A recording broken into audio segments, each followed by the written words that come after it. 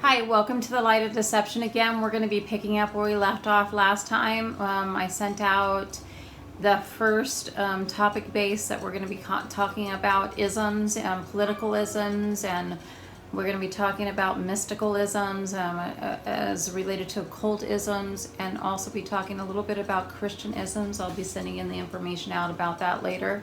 We'll be talking about biblicalism, which is the literal translation of the Word of God. We'll be talking about sounds good, is it, related to social justice, the social gospel, and socialism, leading into, it comes from Marxism, starting with Karl Marx and the movements that he was put out there many years ago, and into communism. We're going to be talking a little bit about rules for radicals and how that was used to take movements that are out there and have them turn against each other to put global unrest. So you're going to take these movements and agendas and push them against each other, and their ultimate goal is to actually, they don't care about the movements, they're just going to use them for their own gain, their own global utopia, and they're going to take out the movements too. It doesn't mean that you get to, because you become a part of this global utopia or narrative, that you get to be part of the numbers that they're dwindling down to. They want to bring the global amount of people down to a smaller size, so they'll do what it takes to take dominion over the world, right? So if the United States falls and everybody else falls, you see kind of how it's going to look. You're looking at China, you're looking at North Korea, you're looking at Russia. When they fell, there's extremely rich people and there's poverty. The middle class is now gone. There's politically correct. Everything needs to be under the what is acceptable. Who tells you what you can say and not say? Even in the churches, if you're not run by the government and they're whatever they put out, what you can and cannot say. If you're not part of the global church, if you're not part of the global system, then you're going to be outcast, you're going to be re-educated, you might go to prison for not being politically correct or being a hater or racist or whatever term they're going to use to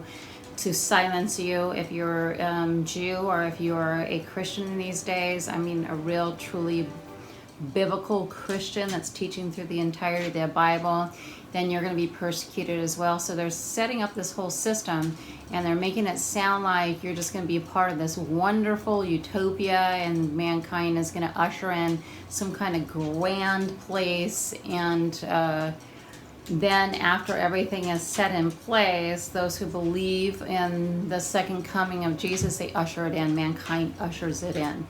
It's totally unbiblical. So we're going to get back to, I'm going to be reading an article. It's really quite small, and it's going to be related to the social gospel. So please be patient with me. If you didn't have a chance to look at what is the social justice YouTube video I put out there, you can listen to that first. And now we're going to be talking about the social gospel.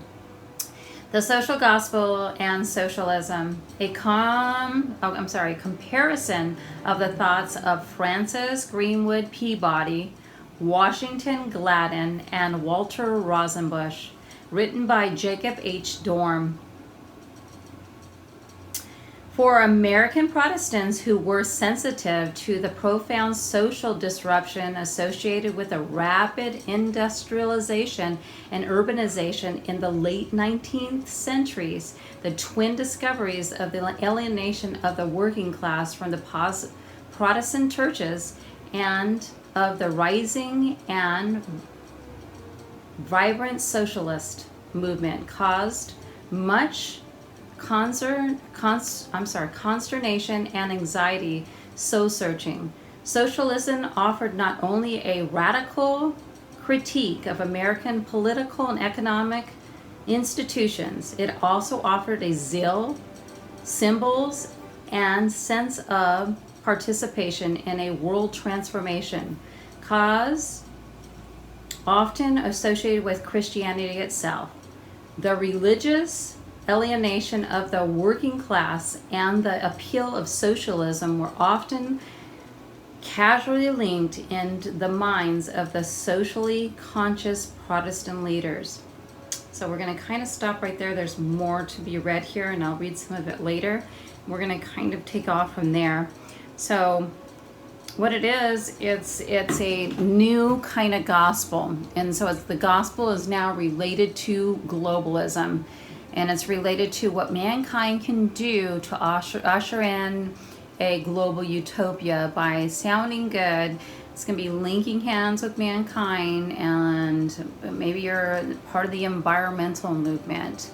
Maybe you're part of feeding mankind. Maybe you are going around the world and, going and clean water, and you're an advocate for sea animals and animals on the land. It's so funny how it's actually sad how mankind is more concerned about the sea animals and the animals that are, protected animals in the world than they are to babies. They're about pro-choice instead of pro-life, so children can be aborted at concept in their mid and late terms now. So in regards to murdering children, or even after they're born now. So it's getting so dark out there. And then they're going to be screaming about the whales and the elephants and those kind of things. But on the other hand, mankind is dispensable, I guess. So if you're thinking about, hey, the social gospel sounds great, that's everybody being social together, that's everybody working together for a global goal, that's, you are linked up to people that are not Christians, that are fronting all the curriculum for this mindset. You're being brainwashed to fall in line with these agendas that were set a long time ago and put into print. It was outlined and how it would take place, and it's been happening over the years and the decades. And now we're at a time where everything is coming rapidly, and you can't say things anymore. You have to be politically correct. You have to line up with everything that God would call an abomination, say it's acceptable, or you're a hater. You're a Christian bigot, you're a racist, all these agendas are coming against, and it's going to explode, and people are going to be going to prison, and people are going to be arrested for hate crimes and things like that. So I pray that you start asking the who, what, where, when, why questions. What is this has related to history? Don't just take it and drink it. Have eyes to see and ears to hear. What is the truth? What does the Bible say about such things? Does it talk about this global utopia, mankind ushering in the second coming of Jesus Christ? Or does it say that Jesus, we inherit that kingdom, he builds it? All right, and things are terrible when he comes back. I don't even want to think of being here during the tribulation and what takes place halfway through. I want to be part of that pre-rapture. Oh my goodness, I'm praying. Most people don't believe in a pre-rapture or mid-rapture or an after the tribulation rapture. Now they're just waiting for the second coming, and now they are thinking that they need to do something to usher that in. Mankind does not usher in anything that's good. Overall, not one is good but God. So I hope this helps you to stay out of the light of deception. Thank you.